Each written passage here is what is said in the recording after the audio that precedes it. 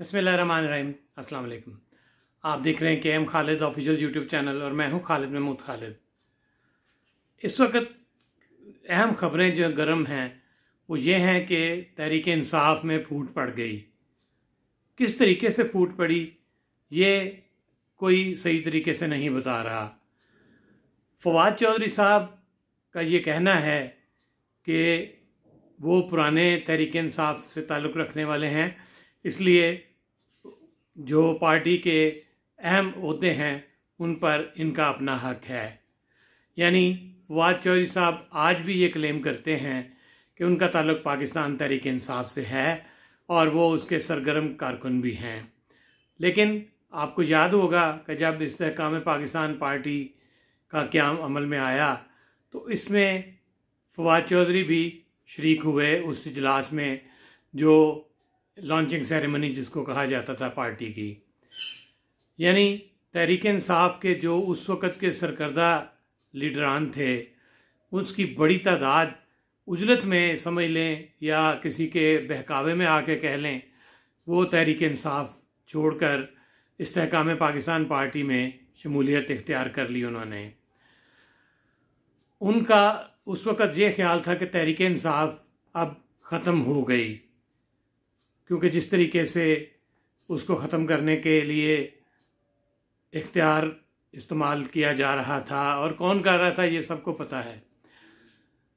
तो ऐसा ही लग रहा था कि अब तहरीक इंसाफ शायद मुकम्मल तौर पे उसका ख़ात्मा हो जाएगा और इमरान खान हमेशा के लिए अब जेल में रहेंगे। इमरान खान तो उस वक़्त से जेल में हैं, लेकिन तहरीक इंसाफ को ख़त्म करना ये किसी के बस में नहीं था और आज भी तहरीक इंसाफ ख़त्म नहीं हुई। यही वजह है कि उस वक़्त जो लोग तहरीक इंसाफ से अलग हुए उनका ये कहना था कि अब तहरीक इंसाफ नहीं आएगी, लेकिन जब उन्होंने महसूस किया कि तहरीक इंसाफ अब भी मौजूद है तो उन्होंने दोबारा हाथ पाँव मारने शुरू कर दिए कि वो किसी तरीके से दोबारा तहरीक इंसाफ में शामिल हो जाएं। लेकिन उनकी जगह पे जो लोग ओहदों पे कायम हुए, आज वो ये कह रहे हैं कि जो लोग तहरीक इंसाफ छोड़ के गए थे उनका अब कोई भी हक नहीं तहरीक इंसाफ पे। और वो सही कह रहे हैं, क्योंकि पुराने लोग जो ओहदेदार थे वो आज भी समझते हैं कि उनके ओहदे तहरीक इंसाफ के उन्हीं के पास हैं, लेकिन ऐसा नहीं है। ये ज़्यादती होगी जो मौजूदा ओहदेदार हैं उनके साथ, के पुराने जो निकले हुए चले हुए कारतूस हैं तहरीक इंसाफ को छोड़कर भागने वाले, वो कहें कि आज तहरीक इंसाफ में उन्हीं की पोजीशन है। तो मेरे हिसाब से ये तहरीक इंसाफ में दरार नहीं है, कोई इख्तलाफात नहीं हैं, क्योंकि ज़्यादा शोर वही डाल रहे हैं जो कि माजी में तहरीक इंसाफ का हिस्सा रहे हैं और अब उनका बज़ाहिर कोई ताल्लुक़ नहीं। जितना मर्ज़ी वो कहते रहे हैं कि हम तहरीक इंसाफ के रुकन हैं, लेकिन वो इस्तीफ़ा दे चुके हैं तहरीक इंसाफ से, उनके नोटिफिकेशन भी जारी हो चुके। जिस तरीके से फवाद चौधरी आगे आगे आ रहे हैं उनको शायद ये अंदाज़ा हो चुका कि अब तहरीक इंसाफ का दौर एक दफ़ा फिर आने वाला है। ये आम तजियाकार यही कह रहे हैं कि तहरीक इंसाफ का दौर एक दफ़ा फिर आएगा। और जिस तरीके से इस वक्त महंगाई बढ़ रही है और नवाज शरीफ की जो पार्टी है उसको क़यादत तो नवाज शरीफ ही कर रहे हैं, लेकिन हुकूमत की क़यादत नवाज शरीफ के पास नहीं है।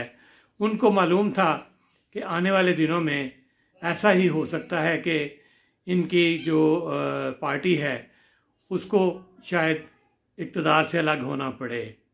आपको अंदाज़ा होगा कि किस तरीके से इस वक्त नवाज शरीफ हुकूमत से भी अलहदा हैं, वो कौमी असम्बली के इजलास में भी शरीक नहीं हो रहे और उनका यही कहना है कि वो सियासत से अलग हैं।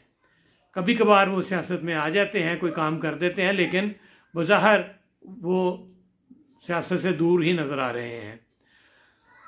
तो उनको भी मालूम है कि इस वक्त पाकिस्तान मुस्लिम लीग नून जो अपनी हुकूमत चला रही है उसका मुस्तकबिल कोई बेहतर नज़र नहीं आ रहा। इस वक्त बिल जितने आए हैं बिजली के, एक गरीब आदमी जिसका एक कमरे का मकान है, एक पंखा और एक बल्ब वो जलाता है, ट्यूब जलाता है, 25-25 हज़ार रुपये उसका बिल आया है। तो ये तो गरीब आदमी की बात है। जो बिल देने की सकत रखते थे पिछले माह तक, उनके बिल भी 1 लाख से ज़्यादा आ चुके हैं। तो इन हालात में ये कहना कि नून लीग जो है उसका फ्यूचर कोई ब्राइट है, तो ये नज़र नहीं आ रहा। अवाम आखिर किसी ना वक्त तो निकलेगी।